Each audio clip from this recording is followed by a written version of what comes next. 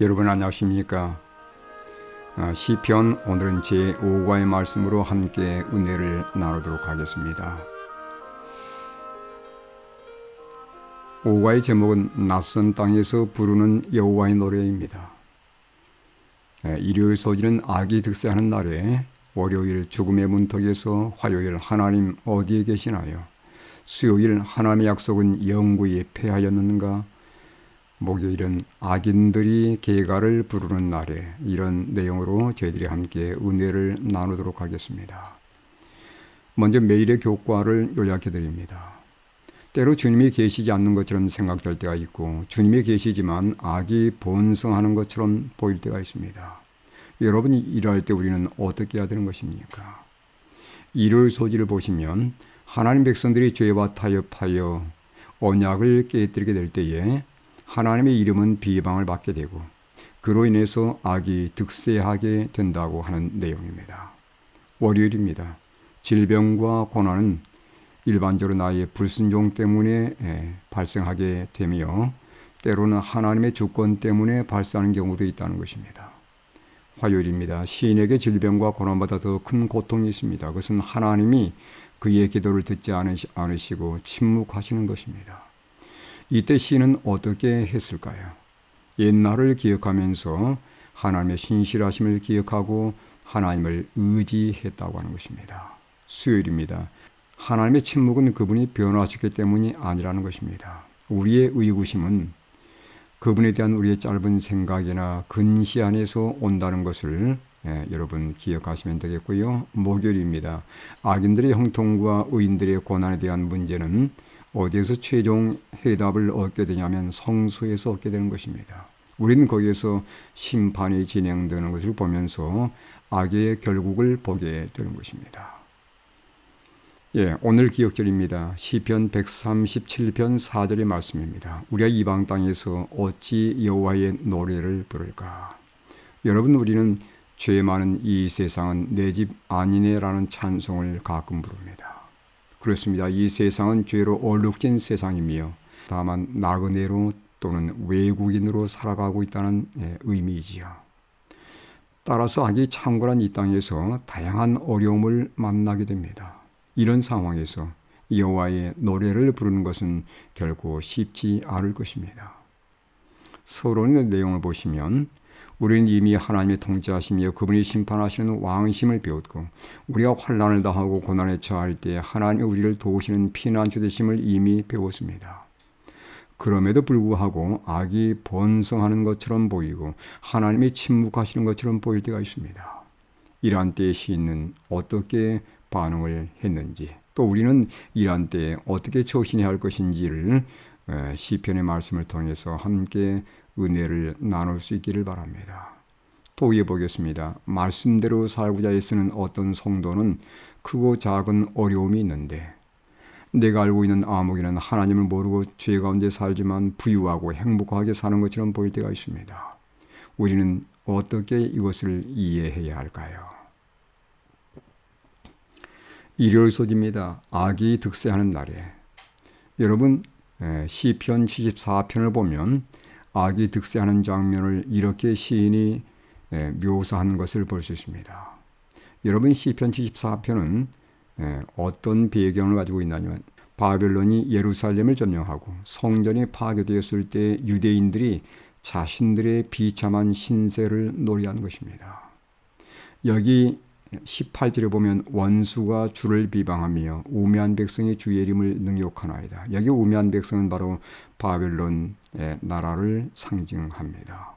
22절도 보시면 하나님이여 일어나 주의 원통하며 푸시고 우매한 자가 종일 주를 비방하는 것을 기억하소서. 이렇게 표현되었고, 19절에 보시면 주의 맷비둘기가 등장하고 들짐승이 등장하는데, 맷비둘기는 이스라엘 백성들을 상징하며 들짐승은 바벨론을 상징합니다.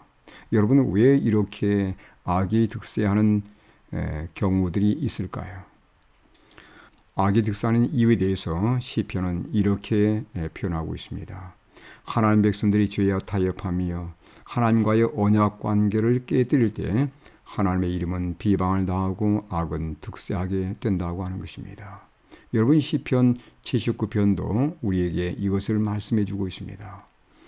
하나님의 이방 나라들이 주의 기배 땅에 들어와서 주의 성전을 더럽히고 예루살렘이 돌무더기가 되게 하였나이다.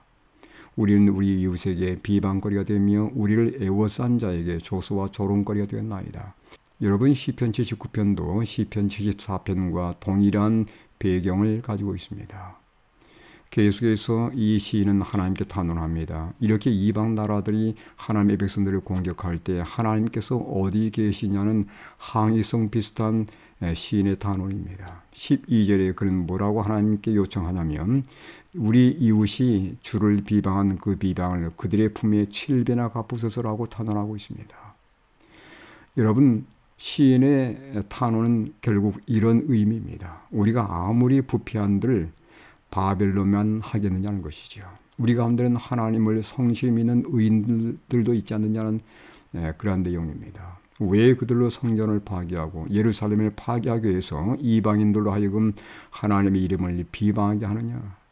하나님이 이 문제를 해결해 주시라는 시인의 간절한 탄원이 되겠습니다.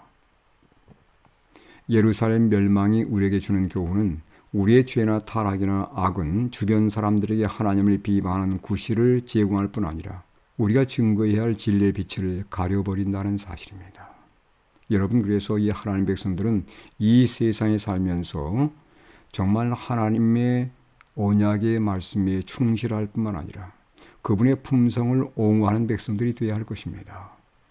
우리가 어떻게 하나님의 품성을 옹호할 수 있을까요? 먼저는 세상이 하나님께서 당신의 백성들을 구원하시는 놀라운 능력을 보게 될 때에 그들은 하나님의 이름을 찬양하게 될 것입니다.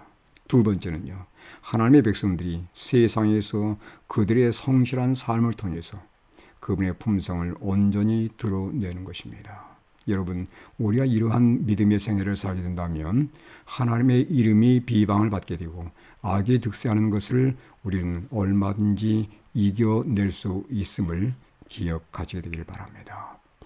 토의해 보겠습니다. 혹시 가까운 사람들이나 주변 사람들로부터 하나님을 비방하는 말을 들어본 적이 있는지요? 그들은 왜 하나님을 비방할까요? 어려운 소지입니다.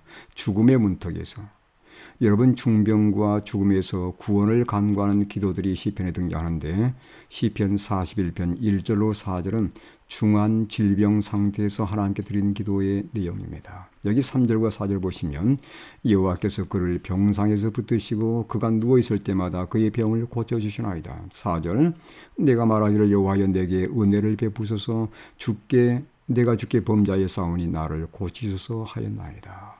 여러분 시인은 여기에서 자신의 질병의 치료만을 위해서 기도하지 않았습니다. 이 질병 치료가 혹시 자신의 죄와 연관되지 않는지 하나님께 자신의 죄를 내어놓고 용서하는 그러한 기도도 포함을 시켰다는 사실입니다. 시편 88편은 죽음의 문턱에서 드리는 기도입니다. 여러분 이 내용을 보시면 무덤이란 말이 여러 번 언급되어 있는 것을 보게 됩니다.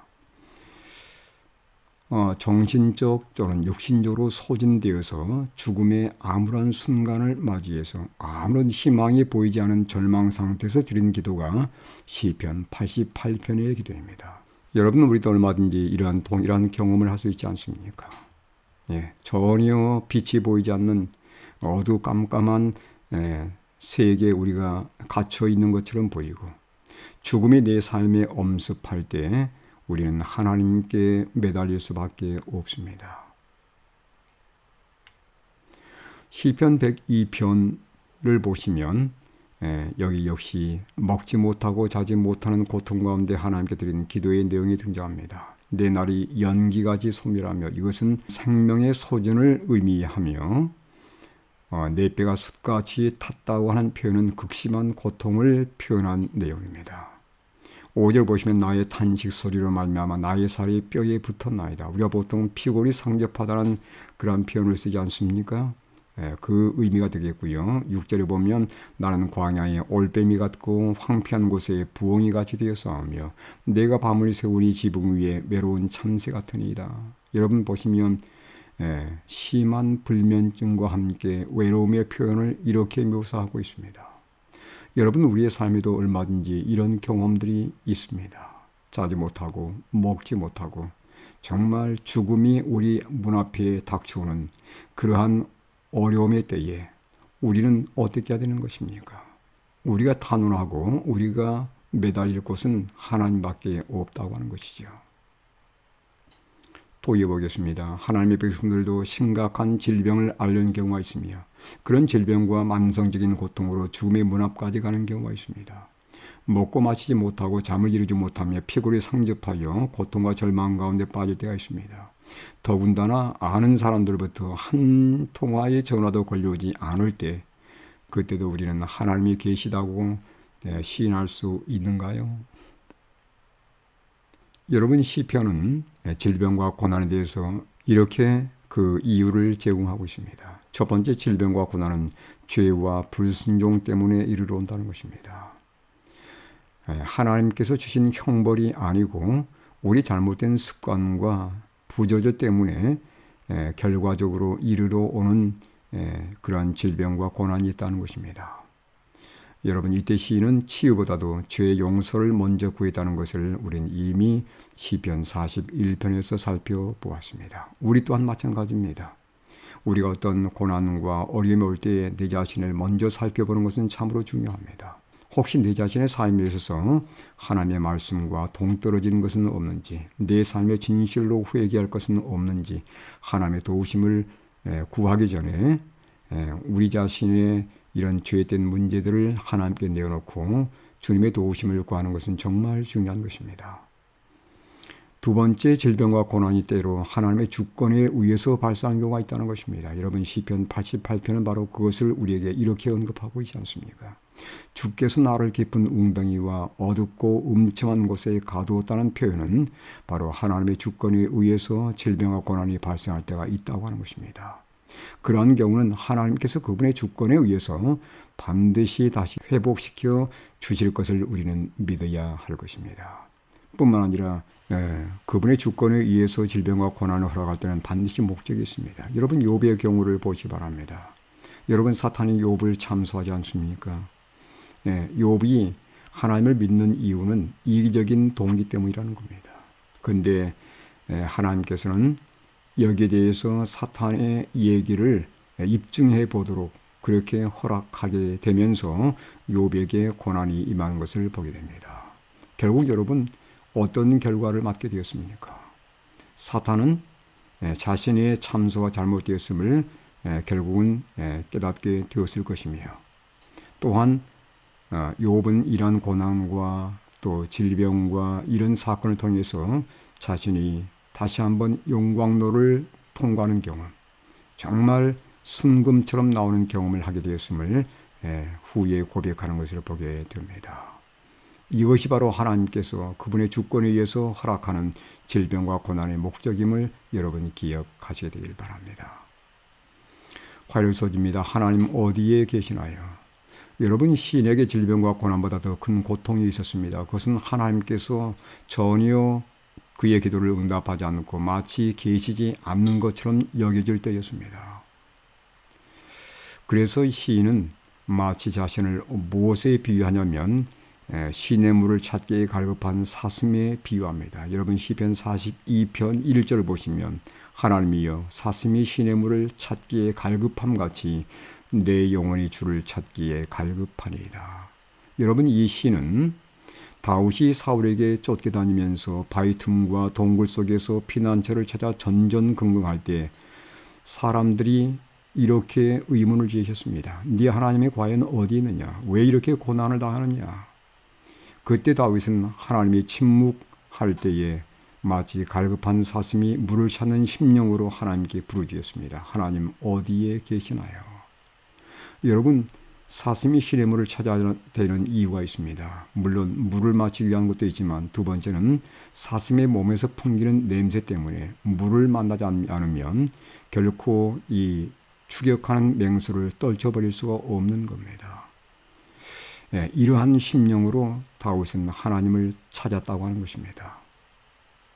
또 이어보겠습니다. 아이를 잃어본 적이 있습니까? 그때 심정은 어떠했는지요? 그 심정으로 시인의 심정을 헤아려 보시기를 바랍니다.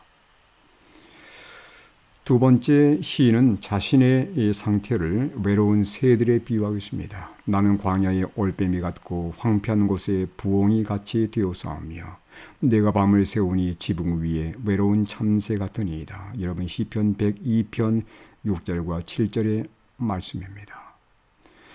여러분 이것은 바로 올빼미 같고 부엉이 같다는 것은 정말 잠을 이루지 못하면서 하나님께 부르짖는 시인의 그 처절한 상태를 의미하기도 하고, 광야 같다는 표현과 지붕 위에 외로운 참새 같다는 표현은 그 하나님께서 분리되어 있음을, 정말 외롭게 분리되어 있는 그 모습을 비유하는 내용이 되겠습니다. 하나님은 비록 침묵하지만 하나님께 침묵하지 않는 시인의 간구를 여러분 보시길 바랍니다. 시편 10편 12절, 그리고 22편 1절, 27편 9절, 그리고 39편 12절. 여러분, 그는 침묵하는 하나님에 대해서 결코 침묵하지 않고 계속해서 하나님의 도우심을 간구하는 내용을 볼 수 있습니다. 여러분, 우리의 기도가 한 번에 응답되지 않을지라도 여러분 결코 포기하지 마시기 바랍니다. 하나님은 살아계신 하나님이시고 우리가 진실로 회개하는 심령으로 우리 자신을 겸비하게 하면서 하나님께 겸비한 심령으로 나갈 때 하나님께서는 반드시 들으시는 분이십니다. 아니면 하나님께서는 우리에게 그 모든 어려운 상황을 이길 수 있는 힘과 능력을 주시는 분이심을 결코 잊지 않고 하나님께 끊임없이 간구하며 나아가시는 믿음의 성도들이 되시길 간절히 바랍니다. 시인의 결과적인 믿음입니다. 여러분 시편 42편 5절을 보니까 너는 하나님께 소망을 두라. 그가 나타나 도우심으로 말미암아 내가 여전히 찬송하리로다. 6절입니다. 내 하나님이여 내 영혼이 내 속에서 낙심이 되므로 내가 요단 땅과 헤르몬과 미살산에서 주를 기억하나이다. 여러분 이건 어떤 내용일까요? 침묵하는 하나님에 대해서 낙심하며 간구하던 시인이 결국 예전의 경험들을 떠올리면서 예전에 그에게 나타나 도우셨던 하나님께서 다시 나타나 도우실 것을 믿는 그러한 경험의 내용입니다. 화이자서전 196쪽에 이런 말씀이 있습니다. 우리는 주님께서 우리를 인도해 오신 길과 우리의 과거 역사를 통하여 주신 그분의 가르침을 잊어버린 것 외에는 미래를 위하여 두려워할 것이 전혀 없다. 여러분 우리에게 때로는 어려움이 임하고 질병에 처하고 하나님께서 우리 기도를 들어주지 않는 것 같은 그런 고난 속에 빠져 있을 때 여러분 낙심하지 마시고 실망하지 마시고 하나님께 도움을 구하면서 과거의 나의 삶을 인도하시는 하나님을 기억하면서 다시 새로운 힘과 용기를 가지고 믿음으로 전진하시는 성도들이 되시길 바랍니다. 수요일 소지입니다. 하나님의 약속은 영구히 폐하였는가? 여러분 시편 77편의 내용은 이런 내용입니다.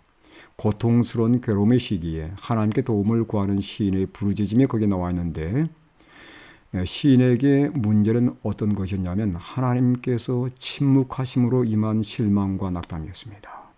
그래서 시인은 이렇게 하나님께 의문을 던집니다. 8절의 말씀입니다. 그의 인자하심은 영원히 끝나는가? 그의 약속하심도 영구히 폐하였는가? 하나님께서 왜 그분의 약속을 지키지 않으시는가? 이런 의문을 그는 품게 되는데 그 이유는 무엇일까요? 여러분 시편 77편 내용을 분석해 보면서 시인이 이러한 때에 어떤 자세를 가지고서 이런 어려움을 극복했는지를 살펴보도록 하겠습니다. 1절로 6절의 내용입니다. 그런 고통 가운데서 잠을 이루지 못하면서 하나님께 도움을 간구합니다. 사람의 위로보다 그가 찾고 구하는 것은 하나님께서 그에게 주는 위로예요. 여러분 사람의 수천만 마디의 말보다 정말 힘이 되는 것은 하나님의 한마디의 말씀입니다. 하나님의 한마디의 말씀은 사람의 수톤의 말씀보다 훨씬 더 위력과 능력이 있기 때문에 그렇습니다. 그런 과거의 역경 가운데 있을 때 하나님의 그를 도와주신 경험을 잊을 수 없습니다.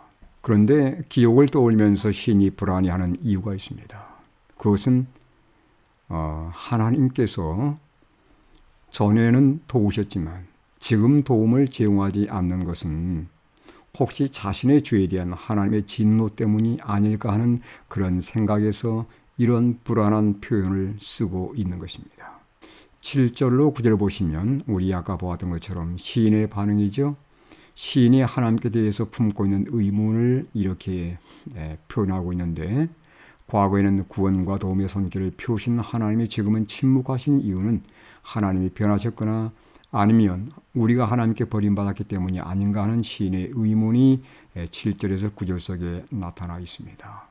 10절로 18절의 내용은 전반부의 내용과는 완전히 다른 분위기입니다. 시인은 자신이 겪고 있는 힘든 상황에서 과거의 이스라엘에게 신실하게 행하신 하나님의 은혜와 능력을 기억하면서 새 힘과 용기를 얻게 됩니다. 여기 10절에 보시면 오른손의 해, 지존자의 오른손의 해, 곧 여호와의 일들을 기억하며 주께서 옛적에 행하신 기이한 일을 기억하리다고 그런 스스로 마음을 먹는 장면을 보게 됩니다. 여기 오른손의 해라는 것은 11절에 나와 있는 내용처럼 과거 세월 동안 하나님이 행하신 능력, 이 능력을 그가 기억하겠다는 것입니다. 여러분, 우리의 삶도 마찬가지입니다. 낙심 가운데 빠졌을 때, 그리고 전혀 희망이 보이지 않는 것처럼 보일 때 우리가 어떻게 이 분위기를 반전시킬 수 있을까요? 과거의 생활 동안에 나의 삶에 역사하셨고 나의 삶을 인도하신 하나님을 기억한다면 우리는 현실의 어려운 상황을 얼마든지 반전시킬 수 있다는 것입니다. 여러분, 이 시편은 바로 우리에게 그것을 제공해 주고 있습니다. 19절과 20절입니다. 시인은 자신의 생각이 짧았음을 인식하는 내용인데 하나님께 문제가 있었던 것이 아니라는 것이죠. 그분이 일하시는 방법을 이해하지 못한 자신에게 잘못이 있었음을 인정하는 내용이 19절과 20절입니다. 여기 19절에 보시면 주의 발자취를 알 수 없었나이다. 여러분, 이 표현은 바로 뭐냐면 하나님의 임재에 대한, 하나님께서 여전히 역사하시고 그분의 능력을 베푸시지만 우리가 그분의 임재를 알아채지 못하는 인식의 한계에 대해서 언급하고 있는 내용입니다. 여러분, 하나님은 언제나 변함이 없는 분이시고 항상 사랑으로 역사하시는 살아계신 하나님이십니다. 우리도 시인처럼 그분을 오해하고 의문을 품을 때가 있습니다. 왜냐하면 그분에 대한 우리의 근시안적인 사고 때문에 그런 것이죠. 우리의 삶에 우울하고 낙심되어 있고 정말 고난과 어려움에 처했을 때 좌절의 분위기를 바꿀 수 있는 것은 우리가 이러한 생각, 나에게 문제가 있었고 그리고 과거에 인도하신 하나님이 여전히 살아계신다는 생각을 갖게 되면 우리는 현재 분위기를 얼마든지 바꿀 수 있다는 사실을 여러분 기억하시면서 시편의 내용을 계속 살펴보도록 하겠습니다. 또 이어보겠습니다. 시편 77편을 공부한 후에 내게도 시인과 같은 의문이 있었는지 서로 얘기해 보시기 바랍니다. 하나님은 변함이 있는 분이신가요? 여러분, 이 내용도 함께 살펴보시길 바랍니다. 목요 소지입니다. 악인들이 개가를 부르는 날에. 여러분, 악인들이 형통에 대해서 의인들이 어떤 반응을 보이고 있는지를 보시기 바랍니다. 여기 보면 37편 1절, 7절, 8절에 불평에 대한 내용이 계속 등장합니다. 우리가 때로는 악인들의 형통에 대해서 불평할 때가 있습니다. 악인들의 악행에 대해서는 시편 94편에 자세히 소개가 되어 있습니다. 여러분 참고해 보시기 바랍니다. 악인들은 전혀 아무런 문제 없이 모든 것이 잘 되는 것을 우리가 보면서 마음속의 시기를 표현할 수 있고 내가 예수님을 열심히 믿는 것이 헛것이라고 생각할 때가 있지 않습니까? 근데 여러분, 이 악인들의 모든 악에 대한 의문의 해결 장소가 있습니다. 여러분, 그것은 바로 어디일까요? 바로 하나님의 성소라고 하는 것입니다.